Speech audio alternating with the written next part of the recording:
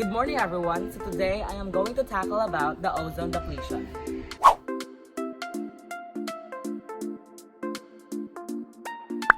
It's too hot in here. Yes, big sister, there has been a rise in global temperature in recent times, and depletion in the ozone layer is one of the factors behind it. Ozone layer? Yes, big sister. Hey friends, I am sure each one of you must have learned about the ozone layer in school. So, in today's video, let us go beyond the atmosphere and explore this invisible, protective blue shield that surrounds the Earth and tackles a globally important question. What is the ozone layer and what's causing a hole in it? Zoom in! Mother, can I go outside? Okay, but apply sunscreen first. Okay, fine. Hey friends, have you ever wondered why your parents always wanted you to put sunscreen before stepping out into the sun? Well, that's because of harmful radiation known as UV rays or ultraviolet rays emitting from the sun.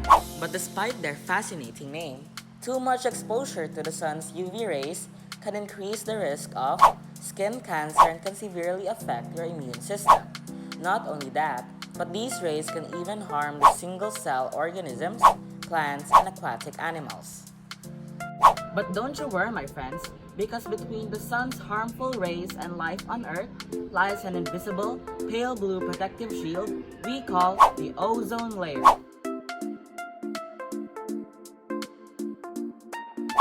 Did you know that ozone was first created in a lab by the Dutch chemist Martinus van Marum in 1785? He noticed an unusual smell after some experiments, but failed to realize that he had in fact created ozone. Half a century later, Christian Friedrich Schonbein noticed the same smell following a bolt of lightning. He succeeded in isolating the chemical and was acknowledged because he discovered ozone. But the critical question is, what is the ozone layer? Well, for that, we need to travel up all the way into the atmosphere, where some oxygen molecules that contain two atoms absorb the energy from the sun's UV rays and split to form a single oxygen atom. Then, this single atom mixes with the remaining oxygen with two atoms to form a thin layer of oxygen gas with three atoms to form the ozone layer. This layer is about 3 to 5 millimeters in thickness and surrounds the Earth, shielding and protecting the planet from the harmful radiation coming from the sun. Everything was safe and fine until in the 1970s, scientists discovered that this thin layer of gas is slowly depleting, and evidence revealed that certain man-made chemicals were responsible for it.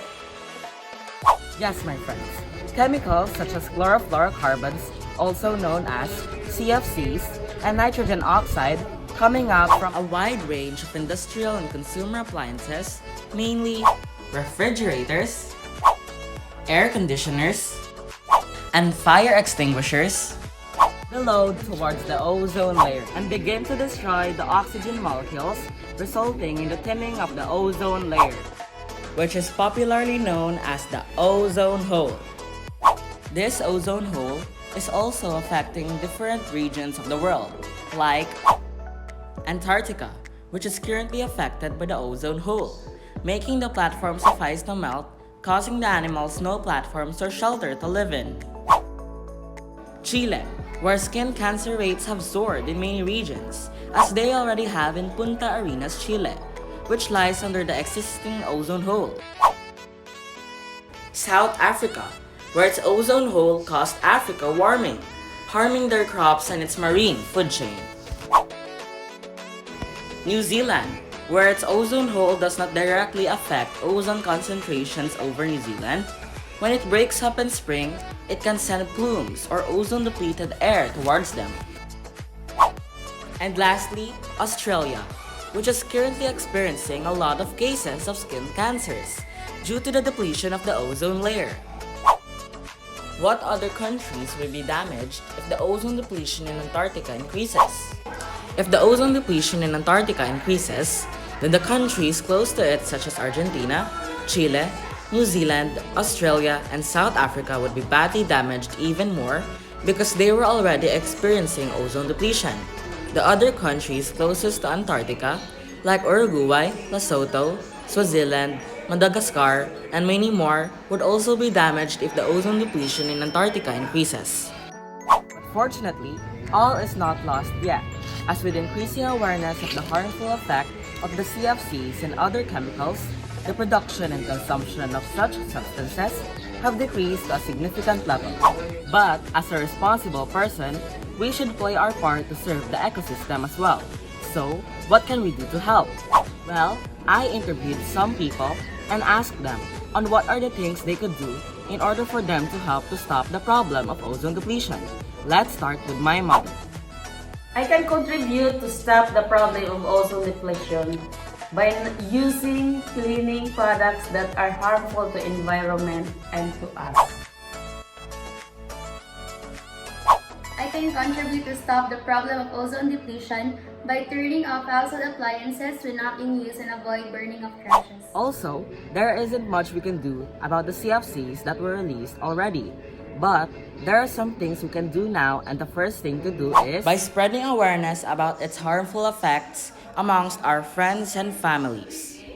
And the other essential thing we can do is if you have air conditioners or refrigerators more than 20 years old, make sure to replace it with a new one and have the old one disposed of properly. And the easiest way to help our planet is by sharing this video with your friends and families. So hurry up and do it by the time we feature our next segment called Trivia Time. Did you know that the word ozone means smelly in Greek because the gas has a strong odor? Also, CFC molecules are highly stable and can last for up to 100 years. Yes, and unfortunately, this gives them plenty of time to find their way to the ozone layer. So let's do our best to stop them, and the right time to do is now. Hope you enjoyed today's video. Until next time, this is Seed Argel Pius Magara, zooming out. Mother, can I go outside? Okay.